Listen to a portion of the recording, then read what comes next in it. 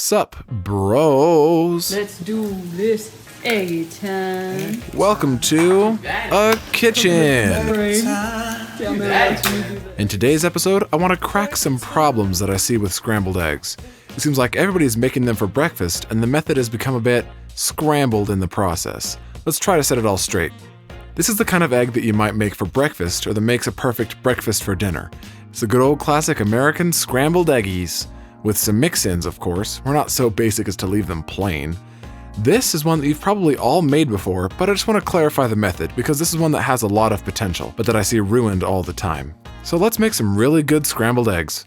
I begin by chopping up some bacon because I believe bacon should be legally allowed to marry eggs in all 50 states, or at least in all 48 contiguous states. Getting it in the pan, I turn on the heat to medium-high or so.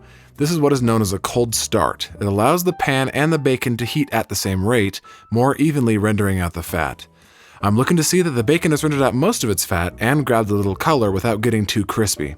At that point, we're going to use that fat to fry up some diced tomato and green onion. These will need plenty of salt. We're going to add enough salt for both the veggies and the eggs right here. This will help sweat out the moisture from the veggies more effectively and avoid that issue where somebody comes into the restaurant, orders scrambled eggs from me, and asks to take out the tomatoes since tomatoes shouldn't be served hot.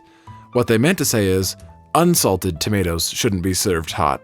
Because she's right, that would be totally gross if the tomatoes were undercooked and underseasoned.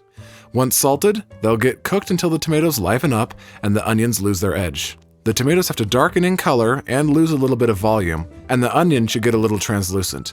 You'll be able to smell when they're ready. This means it's time for eggies. Lower the heat to medium, pour them in, and scramble them up. There are many different trains of thought here. I usually just go for the crack them in individually approach. Critics of this method suggest that it increases your risk of getting eggshells in the dish, and doesn't allow you to homogenize the eggs or add any dairy before adding it to the pan. I say poppycock! I like my eggs to have a little varied texture. The difference between the yolk and the white makes for a more visually and texturally interesting dish. Heck, a little extra eggshell will definitely add some texture.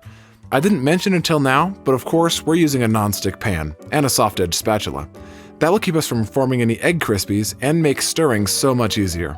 Right as they are setting to your desired firmness, we're going to turn off the heat and add some shred cheddar in there. This is two things. The first is that the cool temperature of the cheese will stop the eggs from cooking any further, which allows us to precisely reach the doneness of egg that we want. The other thing it does is get some cheese in there, which is always a plus. Finish with some freshly ground black pepper, and we have ourselves a dish. Serve this with some pancakes or something, and you will be a shoo-in for the next brunch queen with this one. But let's see what our taste testers think. Ty, what are your thoughts on people using silverware on Teflon pans? Oh, love it. You should always use silverware on Teflon pans.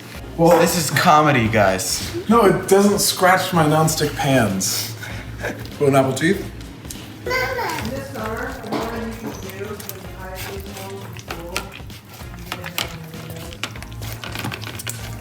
Hey, Mimi. Hot anymore. Some cheese in there too? There is. Those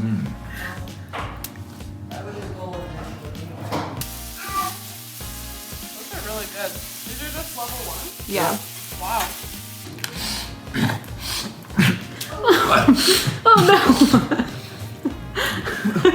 They got stirred a little more than You don't like them stirred so much? they tend to get it.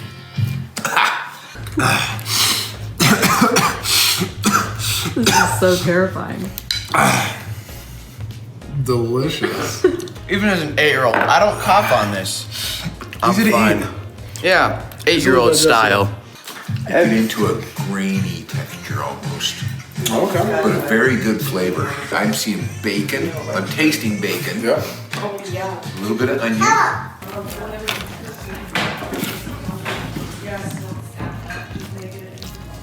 And I see some tomato, but I'm not. I couldn't taste tomato at all. You're supposed to really I'm taste not really this tasting a tomato. Flavor's good.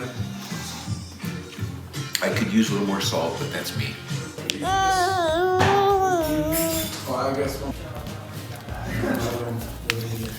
Hi, Coco baby.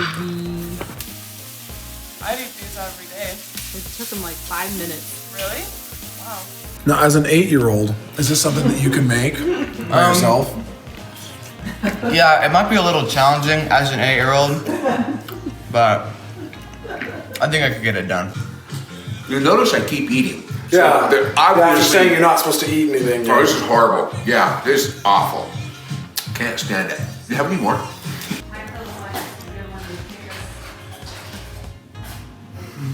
Enjoyable, thank Give you. a thumbs up.